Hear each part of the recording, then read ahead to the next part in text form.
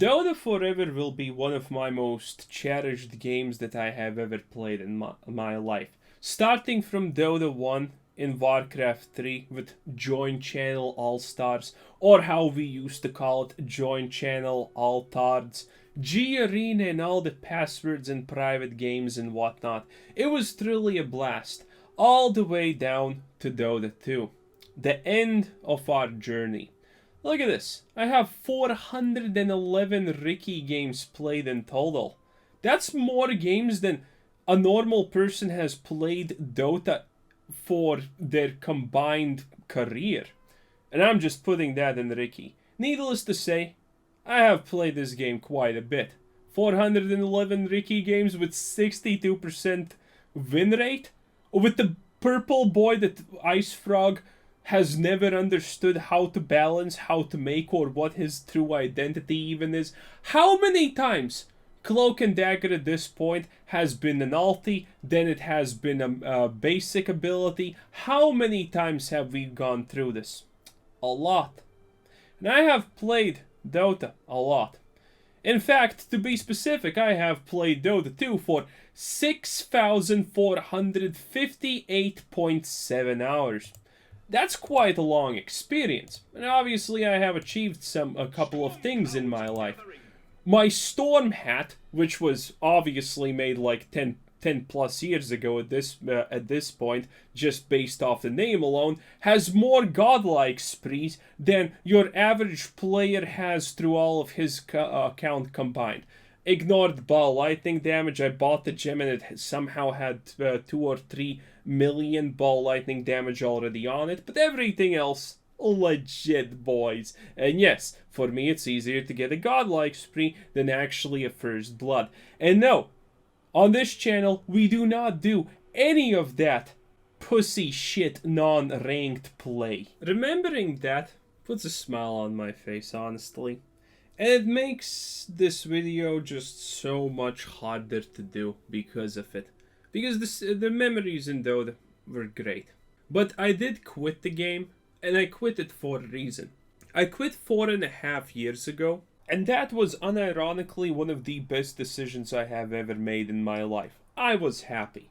But for some reason 6 months ago, I decided that I'm gonna play a little bit of Dota, just to see how it feels, what has changed, and so on. And when I got back, well, I was extremely disappointed to say the least. All the problems that existed and forced me to leave were still here, but now they were doubly amplified.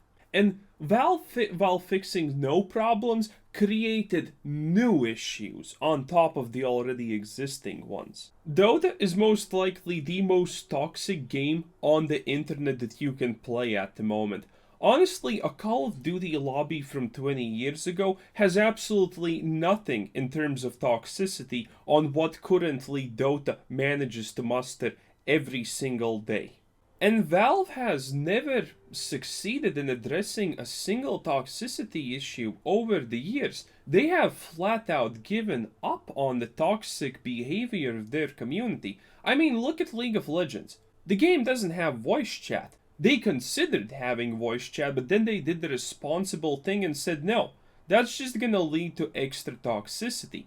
And it's true. Now I know a lot of people are currently thinking about typing a comment, but I use voice chat responsibly. I'm sure you do, and I'm sure you're not lying. But the fact is, for every one person using voice chat responsibly, there's 9 other people who use voice chat only to further vitriol, hate, and toxicity. It's unavoidable at this point. The voice chat just makes the game worse. Well, you can technically use it to try and coordinate your team, but with how toxic the community is in general, that just does not happen. I still remember the times when I was trying to tell my team, hey, can you wait until you go in a rainbow style with Blink Dagger and then, loses the team fight because you just die and now they can catch us without any problems? Yeah, thank you. That just made everything worse. So the voice chat literally never does anything useful. Look at League of Legends. They're thinking of currently removing chat in general, because the reality is, it doesn't matter how complex or easy your game is, in a MOBA style game, You don't need anything more than like 4, 5, 6 maybe different pings to communicate explicitly the actions that you want to take. Chatting in general is useless. And yes, I am well aware that behavior score exists and they don't even hide it.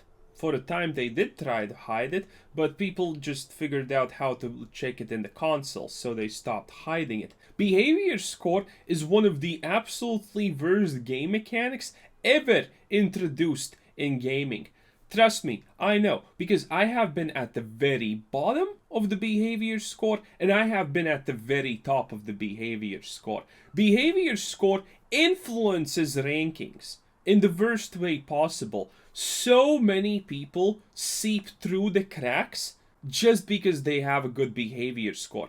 Honestly, the worst player skill level that I had experienced in the game was at the top of the behavior score tree. The lower you go, the more toxic people you encountered, but on average, the less unfit for your current rank people you also encountered, which is insane. Ever since the rework of flat MMR into the ranked medal system, the first time I calibrated, I was Legend 5. And after that, I never calibrated below Ancient a single time in my life, except this time when I returned 6 months ago where I calibrated Legend ranking 2 or something like that. But honestly, can't blame them. I played absolutely horrible and I cringed at almost everything I did and how bad I honestly was.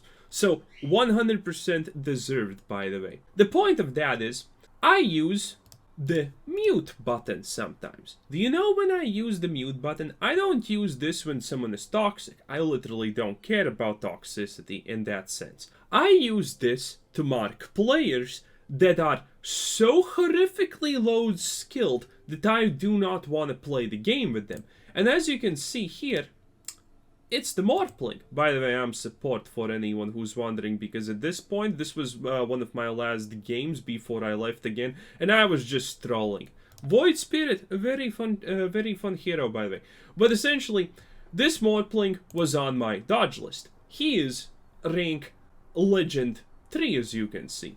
And again, the point here is that I have essentially only played with people of Ancient rank at the lowest. This guy is Legend 3 now. You know who else is on my dodge list? Shadow Fiend, who now is Divine 2. You know who else is? Oracle, who is Archon rank now. This is insane. This is wild. And in one of my games that I currently cannot find, I had someone who is now Crusader rank, and he was on my dodge list.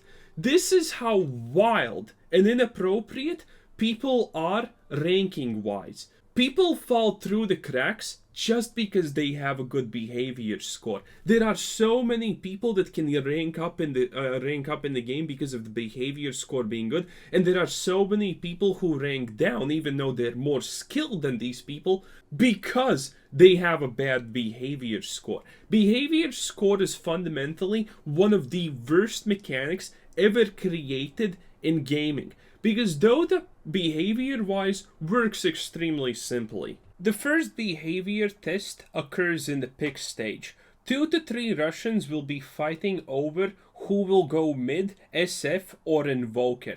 And the person who insta-locks in first gets mid, but the other person may choose to ruin the game because of it. This is your first test to see if your game just flat out falls through. Because of the Russian mentality, now the Russian who did not get mid may choose to just throw the game instantaneously, or spite pick a role that's already marked and ruin the game in that way. Dota in reality is very unique, because people, despite the pick stage, are usually kind of nice to one another, and honestly, you can even joke with them. That's the most crazy part about it. But the first moment, you start losing, all of that goes out the window in an instant. It just takes a drop. everyone will instantaneously become toxic. If you're winning, everything's good, everyone's having fun, joking around and all of that jazz. The moment you start losing, all hell breaks loose.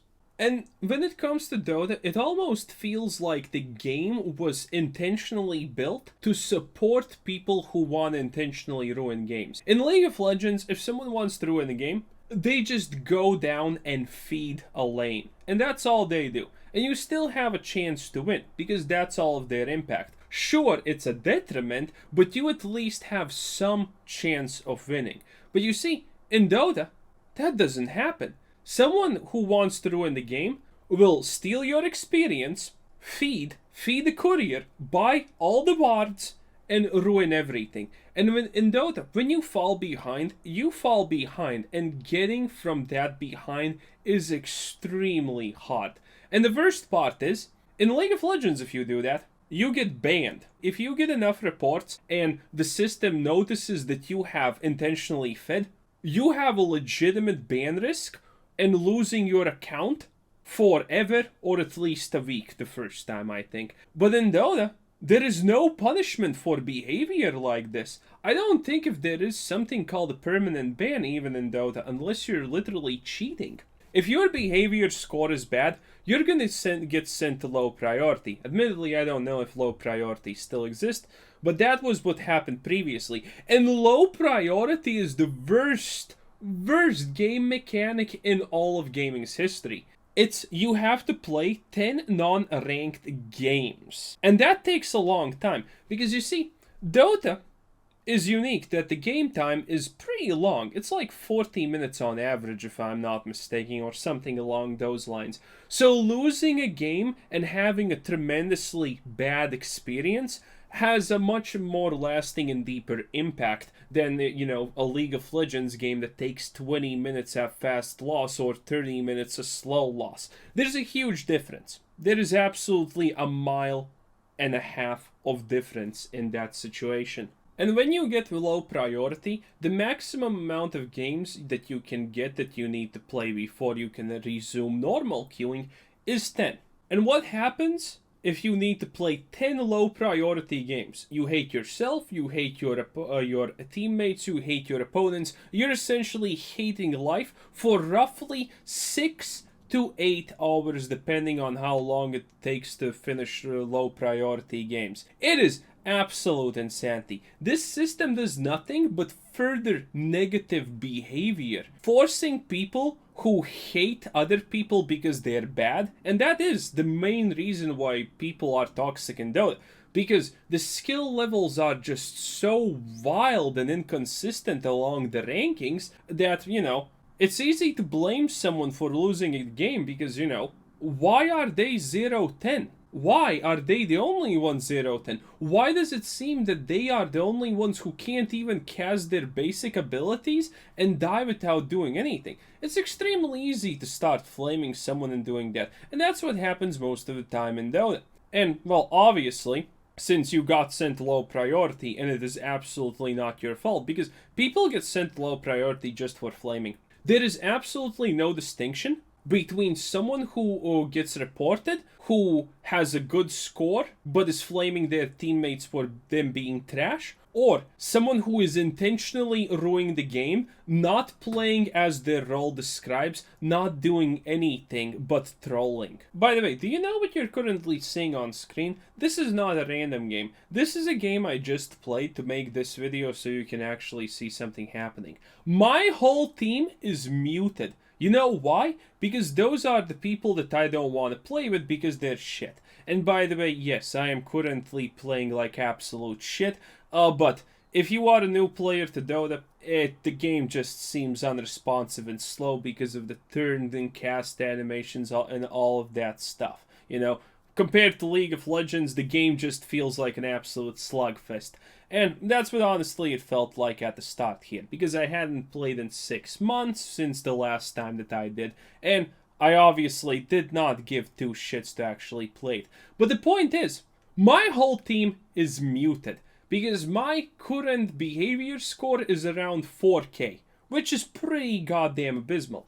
My opponents had only 1 person that was muted. And it was the support Wukong. And yes, support Wukong doesn't sound too good because it's stupid. In a normal situation, you would be reported. So, I get to play with 4 people that I have judged trash, and I'm against 1 person that I judged trash. This game is an absolute shit show. Sniper doesn't know what to do, he doesn't care.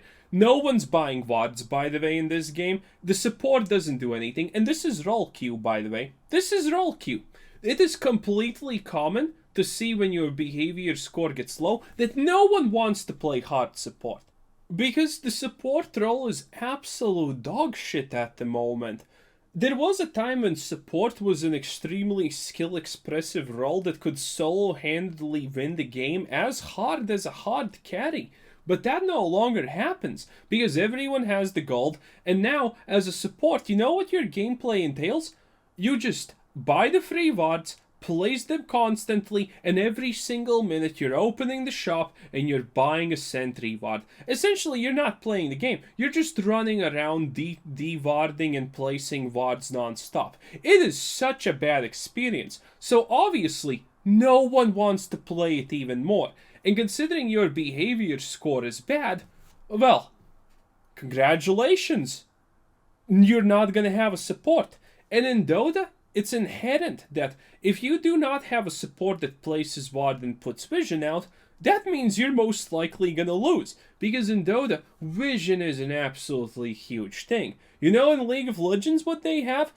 They have items that specifically give support enough money. They have supports that can carry. They have items that give you VODs and you can VOD anytime you want freely.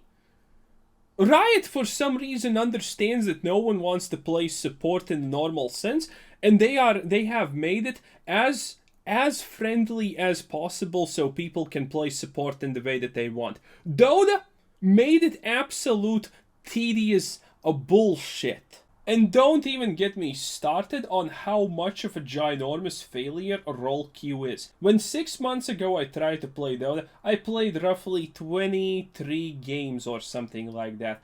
And I played all of them in roll queue. At first I queued support, hard support, offlane, mid lane.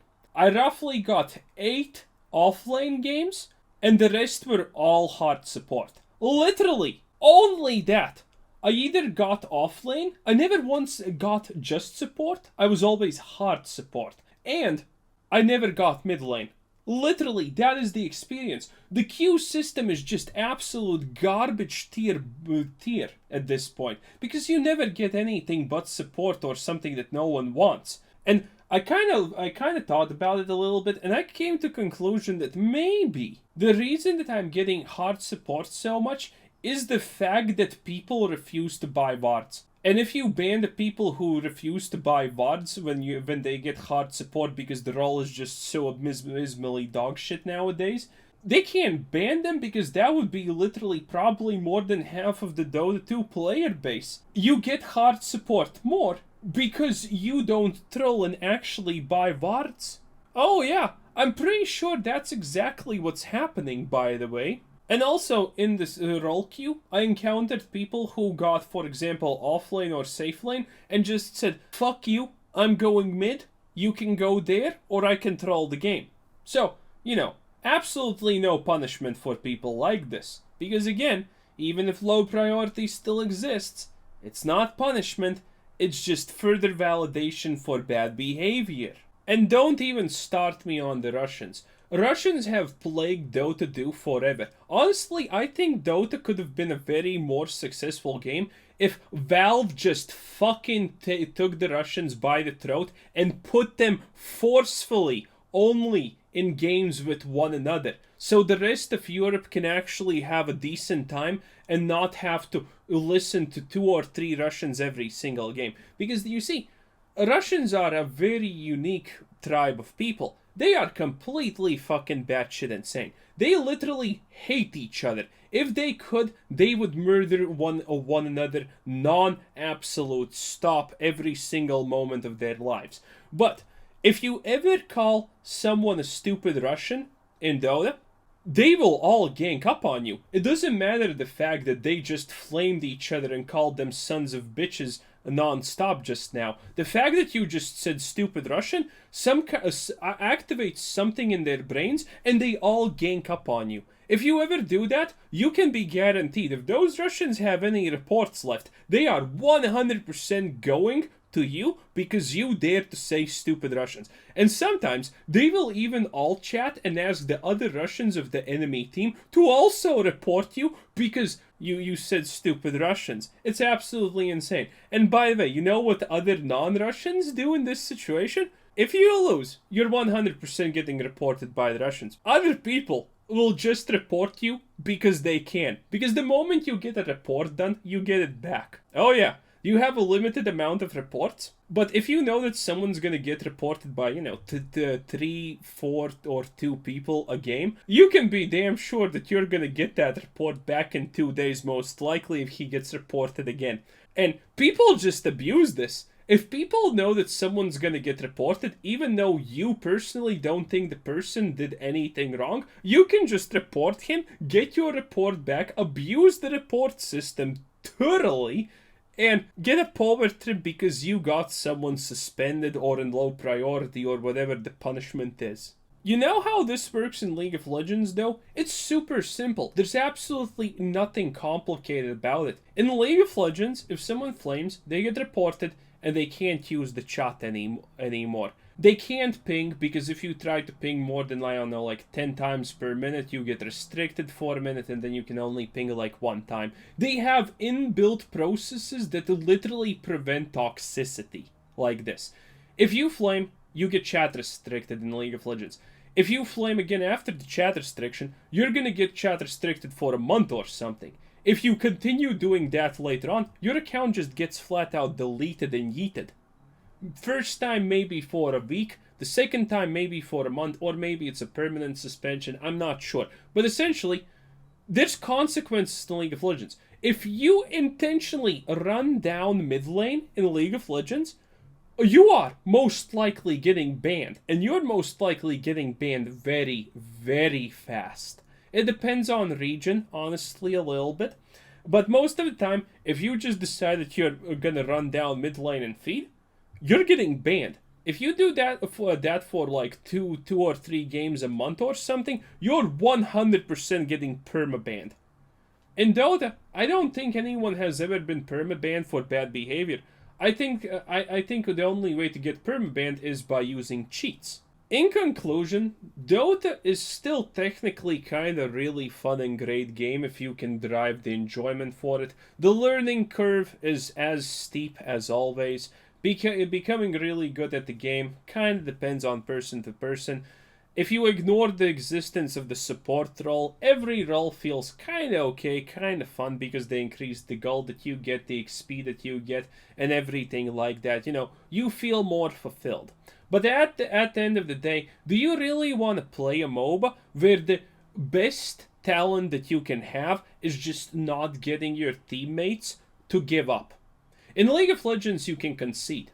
And some people don't press the concede. In fact, people rarely press the concede. There's always 2 people who will say, no, we're gonna get through this, we're gonna continue playing it.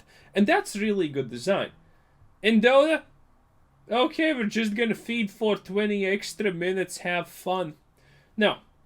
Dota is something that no one should ever play at this moment. League of Legends stomps Dota in absolutely every sense of the word. League of Legends has something like 180 million active players per month. Or people that log into the game. That is absolutely wild. Dota's player base has not exactly shrunk, which is actually amazing, but the game's just not good. There is currently absolutely no real reason to ever choose Dota over League of Legends. In League of Legends, individual skill expression has been pushed to the utmost pinnacle. Even if you have a really bad team, even at the higher echelons of play, you can still solo carry. That's how good League of Legends currently is. In Dota, get fucked. Get fucked.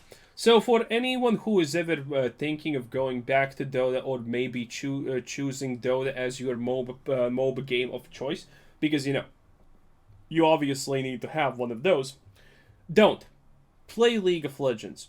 And watch the Dota competitive scene. The Dota competitive scene is absolutely great. It is probably the best competitive esports to spectate, but it is by far the absolute shittiest game to play.